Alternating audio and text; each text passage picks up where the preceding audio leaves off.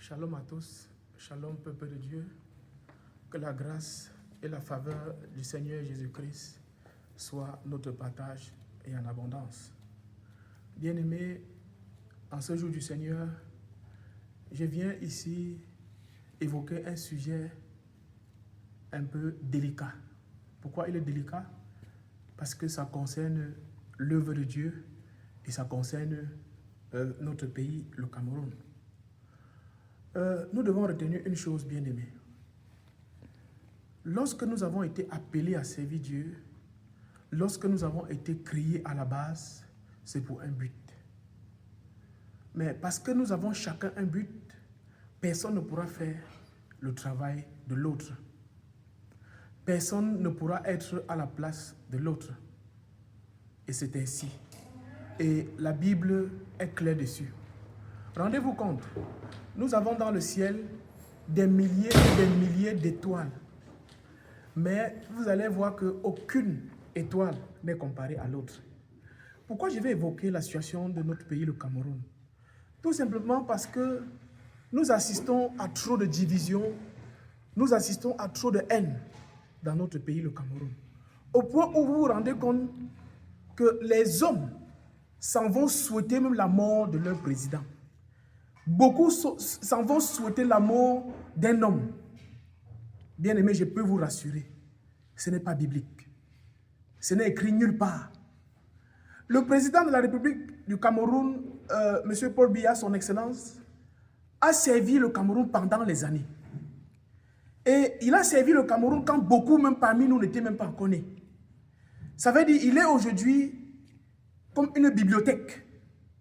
Pourquoi comme une bibliothèque? Tout simplement parce que il y a des gens qui doivent partir sur ce qu'il a fait et tirer le bon exemple. Parce que n'allons pas toujours regarder le côté négatif de ce que les hommes font. Regardons aussi le côté positif. Regardez ce que ce papa a apporté dans notre pays, le Cameroun. Et posez-vous des questions. Il est arrivé à un âge où c'est la grâce de Dieu qui ne pouvait que l'accompagner et lui permettre d'être où il est aujourd'hui. Et quand je vois des gens se batailler, je vois des gens bagarrer au sujet de ce patriarche, je me pose beaucoup de questions. Ça veut dire que si aujourd'hui, pour vous qui pensez que lui, il n'est pas censé être où il est, ou bien il a fait tellement de choses qui ne sont pas bonnes, ça veut dire que si c'est vous qui étiez à la part de Dieu pour juger, vous devez, c'est-à-dire à la moindre occasion, vous donner une sentence fatale. Et c'est ce qui est dangereux. La Bible dit que nous ne devons pas juger. Nous pouvons critiquer, mais nous ne pouvons pas juger. Parce que celui qui juge, ça veut dire qu'il a condamné. Juger veut dire condamner par la suite. Nous pouvons critiquer, mais nous ne pouvons pas juger. Nous ne devons pas juger, c'est interdit. Ne jugeons point. Il est écrit, et c'est dans la Bible. Parce que si beaucoup d'hommes de Dieu n'en parlent pas, ils ne le font pas peut-être parce qu'ils ne veulent pas, mais tout simplement parce qu'ils ne veulent pas dire la vérité. Nous, en tant que des hommes de Dieu, nous devons dire la vérité. Et rien que la vérité. Pourquoi? Le président Paul Biya est arrivé à un stage où tous les Camerounais devaient prier pour lui. Pour que le Seigneur lui accorde sa grâce. Pour que le Seigneur lui accorde sa faveur, pour qu'il se repose. Je peux vous dire encore quelque chose. Ce que nous devons comprendre, c'est que chacun est établi où il est. Parce que Dieu a voulu qu'il soit où il est. Que nous voulons ou pas, il y a les batailles que nous ne devons pas mener. Que nous voulons ou pas, il y a les batailles qui est impossible pour nous de mener. Parce que ce n'est pas de notre ressort. Parce que ce n'est pas de notre compétence de mener ces batailles. La Bible dit que les armes que nous utilisons sont les armes spirituelles et non les armes charnelles. Mais au lieu d'être sur la toile, sur les réseaux sociaux, en train de dire tel opposant, tel parti, tel ceci a fait ceci, on n'a pas besoin de ça. Pourquoi ne pas faire la politique comme dans des grands pays? C'est-à-dire que même si on a les divergences en matière d'idées, pourquoi on ne peut pas penser un seul instant que c'est pour la même cause que nous luttons? Pourquoi on ne peut pas penser que nous sommes nés dans un même pays et que tout ce que nous recherchons, chacun, même si on est divergent, c'est le bien de tous, c'est le bien de ce pays. Donc arrêtons de nous diviser. Le Cameroun a besoin de réconciliation aujourd'hui. On a besoin d'être réconciliés. On a besoin d'implorer la miséricorde de Dieu pour que l'amour règne dans notre pays, le Cameroun. Arrêtons d'être divisés.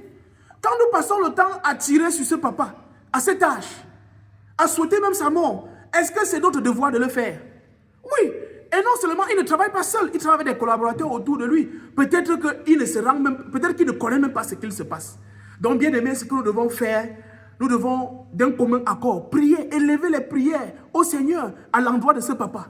Élevons les prières à l'endroit du président Paul Biya pour que le Seigneur lui accorde sa grâce dans ces derniers jours. Oui, il est arrivé à un âge où beaucoup ne vont pas arriver. Il est arrivé, il a eu une expérience que beaucoup n'auront pas.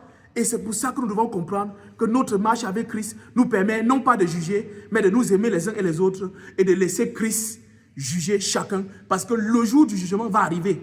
Et si tous ceux-là que vous tirez dessus tous les jours se répandent alors aujourd'hui, s'ils arrivent à dire oui, je renonce à mon chemin et je commence à servir l'Éternel, qu'est-ce que vous allez donc faire? Donc lorsque nous faisons quoi que ce soit, bien aimé, dans cette vie, pensons à ce que nous étions hier et disons-nous que c'est Dieu qui change le cœur de l'homme. Et tant que Dieu change le cœur de l'homme, même celui qui était criminel, même celui qui était pécheur, même celui qui était le plus grand bandit peut venir à Christ, peut servir Christ. Alors que le Seigneur vous bénisse abondamment, que le Seigneur vous protège et que le Seigneur vous garde. Et je vais passer encore ce message à Maman Chantal Biya parce que c'est elle qui est proche du président de la République. Maman, je te prie, afin que tu demandes une messe d'action de grâce pour remercier Dieu pour les bienfaits qu'il a fait dans la vie du président Paul Biya, afin que le Seigneur lui accorde des jours encore meilleurs. Shalom, que vous restez serein, que vous restez concentrés, que vous restez chacun à sa place, parce que seul Dieu est notre unique juge. Que la paix du Seigneur soit avec vous. Shalom, shalom.